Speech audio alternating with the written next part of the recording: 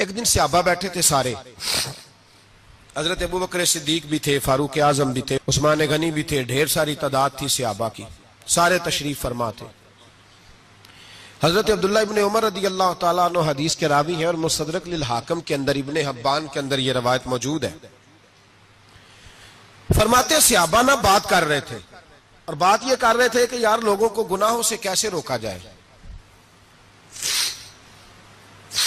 لوگوں کو گناہوں سے گفتگو صحابہ یہ کر رہے تھے۔ عبداللہ ابن عمر کہتے ہیں بیٹھے تھے اور یہ گفتگو کر رہے تھے کہ گناہوں سے پلاننگ یہ ہوتی تھی، ان کی جو محفلیں ہوتی تھی نا بیٹھ کے، وہ خوش گپیاں نہیں ہوتی تھی، بلکہ وہ تبلیغ کی، جد و جہد کی، لوگوں کو برائی سے منع کرنے کے لیے بیٹھتے تھے، اس پر منصوبہ بندی کرتے تھے، پلان کرتے تھے، آگے ترتیب دیتے تھے۔ گفتگو ہو رہی تھی تو اب آپس میں بات ہونے لگی کہ کون سا گناہ زیادہ برا ہے جس پر سب سے پہلے کام کیا جائے۔ تو دور ایک صحابی بیٹھے تھے، ان کا نام تھا عبداللہ ابن عمر، ایک عبداللہ بن عمر ہے اور ایک عبداللہ ابن عمر ہے۔ حضرت عبداللہ ابن عمر دور بیٹھے تھے، بڑے سمجھدار سیانے باریک بین آدمی تھے۔ تو حضرت عمر فاروق اپنے بیٹے سے کہنے لگے جا عبداللہ ابن عمر سے پوچھ کے آ کہ سب سے سخت گناہ کون سا ہے۔ توجہ ہے میرے بھائیوں، ادھر دیکھیے گا میری جانب، پوچھ کے آ کہ سخت گناہ کون سا ہے۔ عبداللہ بن عمر رضی اللہ تعالیٰ عنہ کی خدمت میں جب عبداللہ ابن عمر گئے تو جا کے کہنے لگے کہ صحابہ پوچھتے ہیں کہ آپ نے زیادہ وقت گزارا ہے نبی رحمت صلی اللہ علیہ وسلم کے پاس، تو بتلائیے برا گناہ کون سا ہے، سب سے سخت گناہ، تاکہ سب سے پہلے اس پر پابندی لگائی جائے، اس پر محنت کی جائے۔ تو حضرت عبداللہ ابن عمر کہنے لگے صحابہ کو جا کے بتا دو کہ سب سے برا گناہ شراب پینا ہے، سب سے برا گناہ، اور یہ ام الخبائث ہے، برائیوں کی جڑ ہے، گناہوں کی ماں ہے، یہ بنیاد ہے، باقی گناہ اسی سے شروع ہوتے ہیں۔ کہتے ہیں میں نے آ کے بتایا تو حضرت ابو بکر صدیق رضی اللہ تعالیٰ عنہ سیدنا فاروق اعظم کہنے لگے خود جاتے ہیں، ان کے پاس خود جاتے ہیں، چونکہ ہم نے بات سننی ہے ہم خود جاتے ہیں اور ان سے جا کر کے سوال کرتے ہیں کہ اگر آپ کو اس تفصیل کا پتہ ہے نا تو اس کے پیچھے بھی کوئی تفصیل ہوگی جو میرے نبی پاک نے بیان کی ہوگی صلی اللہ تعالی علیہ وسلم، اس تفصیل کا بھی آپ کو پتہ ہوگا جو نبی پاک نے بیان کی ہوگی، اس بات کے پیچھے جو بیک گراؤنڈ ہے، جو پس منظر ہے۔ فرماتے ہیں کہ ہم اٹھے، عبداللہ ابن عمر کے پاس گئے، ان سے جا کے پوچھا کہ جناب آپ نے یہ تو فرمایا ہے شراب ام الخبائث ہے، تو اس کے پیچھے پس منظر کیا ہے؟ تو عبداللہ ابن عمر کہنے لگے یہ میں نے اپنے پاس سے نہیں کہا، یہ میں نے نبی پاک سے سنا ہوا ہے۔ حضور سید عالم صلی اللہ علیہ وسلم بیٹھے تھے تو حضور نے فرمایا شراب یہ نشہ، یہ برائیوں کی ماں ہے۔ اور پھر حضور نے ایک مثال بیان فرمائی، نبی رحمت علیہ السلام نے فرمایا بنی اسرائیل کا ایک واقعہ ہے، ایک خوبصورت جوان تھا تو ایک عورت کا دل آ گیا اس پر۔ یہ یاد رکھ لیں، ہم لڑکوں کو منع کرتے رہتے ہیں لیکن ہمیں گھر کی بچیوں پر بھی توجہ دینی ہوگی، ہمیں ان کے فون پر بھی نگرانی کرنی ہوگی، ہمیں وہاں بھی غور کرنا ہوگا، اس لیے کہ اگر کوئی بچی گنجائش نہ دے تو میرا خیال ہے کہ لڑکا جرت کرنے کی طاقت نہیں رکھتا۔ تو وہاں بھی ان کی اماں سے کہے کہ پابندی لگائے، بچی کسی کا موبائل لے کر کے کہیں اس کو استعمال تو نہیں کر رہی، اس پودے پر بھی توجہ دے، درخت بننے سے پہلے اس کی بھی نگرانی کریں، یہ بھی بڑا ضروری کام ہے۔ عورت کا دل آ گیا تو نبی پاک علیہ السلام فرماتے اس نے کوئی بہانہ لگایا، کسی کو کہا کہ اس نوجوان کو بلا کے لاؤ، اس کو کہو کہ ہم نے کوئی گواہی لینی ہے تجھ سے۔ وہ نوجوان آیا، ایک کمرے میں داخل ہوا تو اگلے کمرے میں لے گئے، وہاں داخل ہوا تو اس سے اگلے کمرے میں لے گئی، وہ داخل ہوا تو اسی طرح 7 مکفل کمروں میں لے گئی۔ میرے کریم رسول میرے محبوب پاک علیہ السلام فرماتے ہیں، صحابہ کو سمجھا رہے ہیں میٹھے لب و لہجے میں، فرماتے ہیں جب سب سے پچھلے کمرے میں لے گئی تو ایک لڑکا بندھا ہوا تھا وہاں رسیوں سے، شراب کا پیالہ پڑا ہوا تھا، اور بی بی کہنے لگی کوئی گواہی شواہی نہیں لینی، تجھے اس لیے بلایا ہے کہ تیرے اوپر دل آ گیا ہے، اب میرے ساتھ منہ کالا کر۔ تو وہ جوان کہنے لگا نہیں، میں نے اپنے نفس کو پاک رکھا ہوا ہے، میری نظر بھی پاک ہے، دل بھی پاک ہے، اور اس کی برکت یہ ہے کہ رب نے میری روح کو بھی پاک رکھا ہوا ہے، تو میں یہ حرکت نہیں کر سکتا۔ پاک لوگ پلید کاموں کی جانب توجہ نہیں کرتے، میں یہ حرکت نہیں کر سکتا۔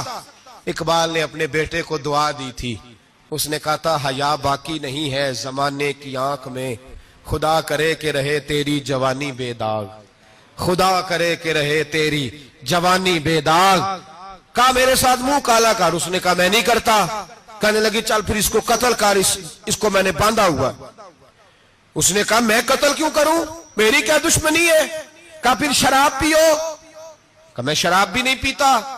تو کہنے لگی اب تو میں نے تجھے اپنے چنگل میں پھانس لیا ہے، اب تو یہاں سے بچ کے جا نہیں سکتا، اور اگر تو باہر جائے گا تو میں شور کروں گی، لوگ جمع کروں گی، اس نے میری عزت آبرو پہ ہاتھ ڈالا ہے، تو بچ تو نہیں سکتا، ایک کام تو کرنا پڑے گا۔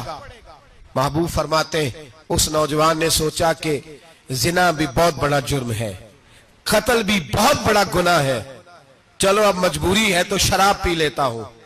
لیکن وہ سمجھا نہ کہ شراب تو بنیاد ہے۔ اس نے ایک پیالہ جو پیا، کہنے لگا ایک اور دے دو، دوسرا پیا تو کہنے لگا ایک اور دے دو۔ اب 3 پیالے 3 بوتلیں شراب جو پی چکا تو خماری چڑھ گئی۔ اب اس عورت کے قریب جانے لگا کہ میں تیرے ساتھ زنا کروں گا۔ اس نے کہا جب تک میں قریب نہیں آنے دوں گی جب تک تو اسے قتل نہ کرے۔ اس نے اسے قتل بھی کیا، زنا بھی کیا۔ تو محبوب فرمانے لگے یہ قتل اور زنا جو ہوا ہے تو یہ شراب کی وجہ سے ہوا ہے۔ گویا شراب وہ جرم ہے جو قتل بھی کرائے گی، جو زنا بھی کرائے گی۔ اور اگر آپ نشئی کو دیکھیں، اگر آپ شرابی کو دیکھیں تو کیا وہ ڈکیتیاں نہیں کرتا پھرتا، وہ چوریاں نہیں کرتا، وہ اپنی ہی ماں کا زیور نہیں بیچ آتا، وہ اپنی ہی بہن کا پڑا ہوا جہیز نہیں بیچ آتا، وہ اپنے ہی گھر میں ڈاکے نہیں ڈالتا، وہ اللہ کے گھر مسجد میں آ کر کے چوری نہیں کرتا۔ وہ صرف اس لیے کرتا ہے کہ یہ نشہ، یہ شراب، یہ ماں ہے گناہوں کی، یہ جڑ ہے۔ ملت کے لوگوں یاد رکھو، ایک صحابی تھے نعمان بن عبداللہ، کیونکہ عرب کے لوگ شروع سے شراب پیتے تھے، حرام نہیں، بعد میں حرام ہوئی۔ ایک دن غلطی ہو گئی، شراب پی لی، پھر سے بھول گئے۔ اب کسی نے پرچہ نہیں کٹایا، مخبری نہیں کی، شکایت نہیں لگائی۔ جب نشہ اترا تو خود ہی خیال آیا یہ میں کیا کر بیٹھا ہوں، خود احساس بھی نہیں نہ ہوتا۔ دوڑے آئے نبی پاک کی بارگاہ میں اور آ کے ہاتھ باندھے، یا رسول اللہ صلی اللہ علیہ وسلم مجھے پاک کر دیں۔ آقا اور روتے جا رہے۔ حضور نے صحابہ سے کہا دیکھو اس کے منہ سے شراب کی بدبو آتی ہے؟ کہا حضور آ رہی ہے۔ ماں زیادہ پیار کرتی ہے جو رسول پاک؟ باپ زیادہ پیار کرتا ہے کہ نبی پاک؟ حضور بھی رحمت للعالمین ہے امت کے لیے، لیکن جب ثابت ہو گیا نا کہ شراب پی ہے تو پھر میرے محبوب نے فرمایا اب اس کی اصلاح ضروری ہے، حکم دیا۔ اور جب بات کی تو جاہو جلال کے عالم میں کی، روب اور دبدبے، فرمایا لے جاؤ باہر، ستون سے باندھو، کوڑے مارو۔ حضرت ابو ہریرہ کہتے ہیں اسے کوڑے لگ رہے تھے، کوڑے۔ تو میرے نبی پاک اندر بے چینی کے عالم میں ٹہل رہے تھے، کبھی ادھر جاتے کبھی ادھر جاتے، کبھی ادھر آتے کبھی ادھر۔ یا رسول اللہ صلی اللہ علیہ وسلم آپ اس کے لیے یہ کر رہے تو شراب پی کے آیا ہے۔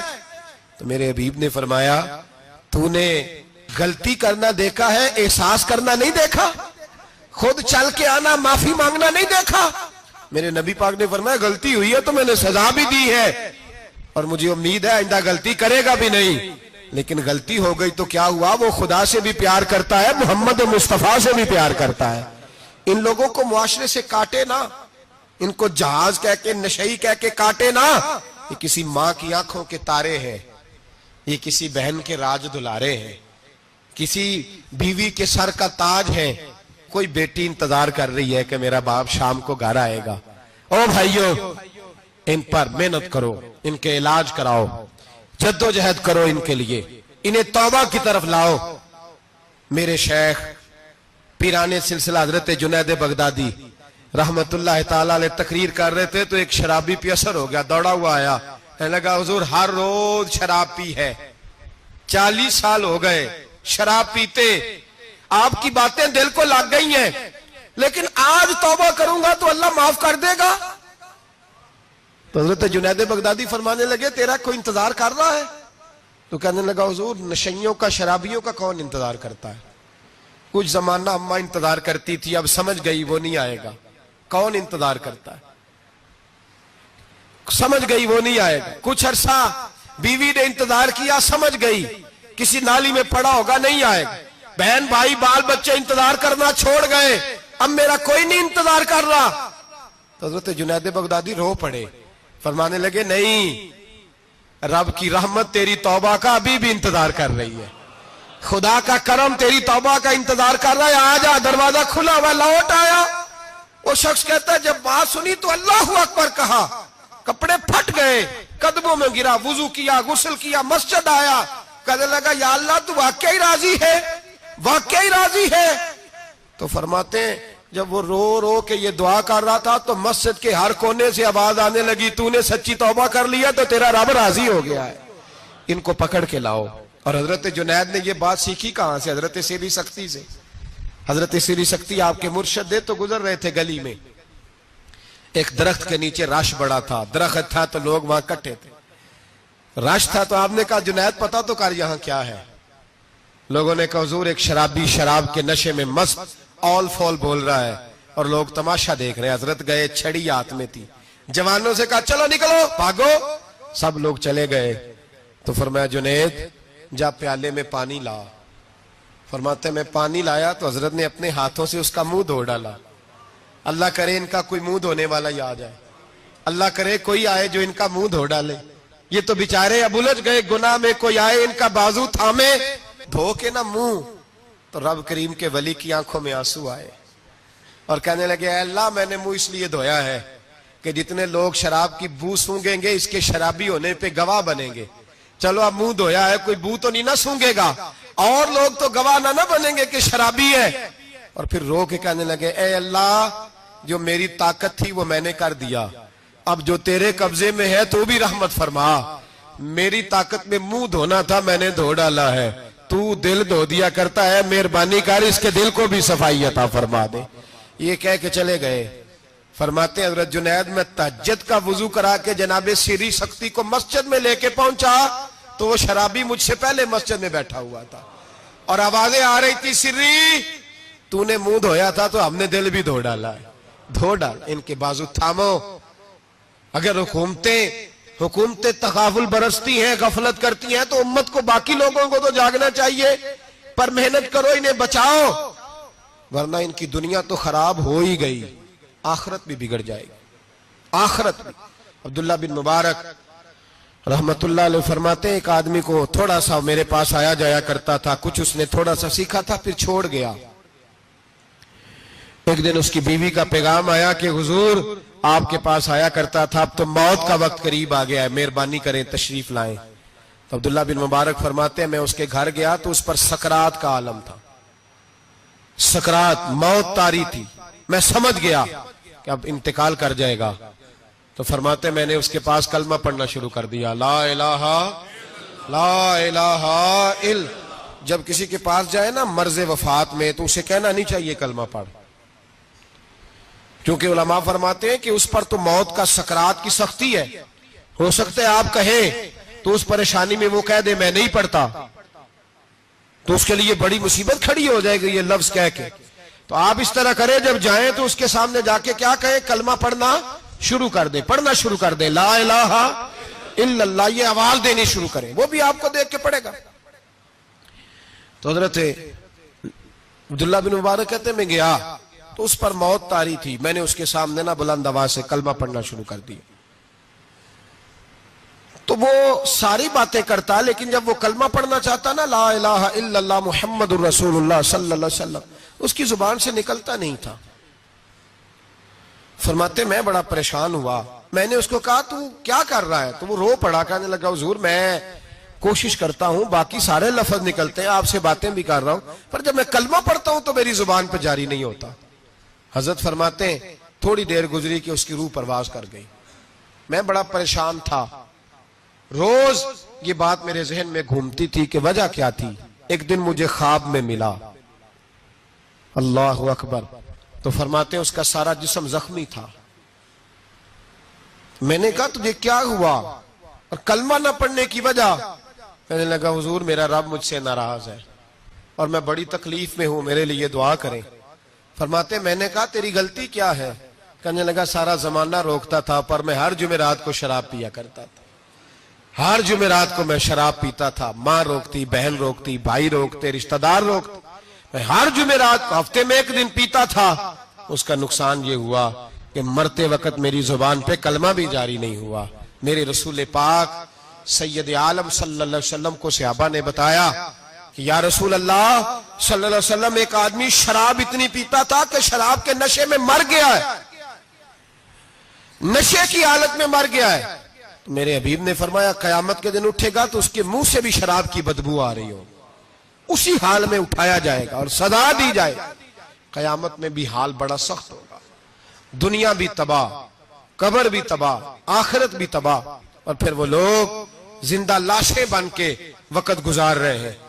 اظہار بیزاری کریں، ہمارے ہاں تو فیشن ہے، فیشن ہے، اور شرابیوں کی دوستی، ظالموں کے ساتھ جرانے، ہمارا آنا جانا، پروٹوکول دینا، ہمیں پتا ہوتا ہے کہ کون کتنا شرابی ہے، ہمیں پتا ہوتا ہے۔ سوشل میڈیا پہ روز ویڈیو آتی ہیں، روز شور اٹھتا ہے، بڑے بڑے شرابی کبابی اس ملک کی باغ دور سنبھالے ہوئے ہیں، پر ہمارے تو جرانے ہیں نا، اس لیے کہ ہمیں بھی تھانہ کلچر کو پروان چڑھانا ہے، ہمیں بھی ضرورت پڑ سکتی ہے، جھگڑے میں تھانے لے جانا پڑتا ہے تو کیا کریں، جرانے رکھنے پڑتے ہیں۔ حضرت امام شافعی فرمایا کرتے تھے جس نے دوستی رکھی شرابی سے اور راضی ہوا اس کے شراب پینے پر، اللہ قیامت کے دن اسے بھی سزا دے۔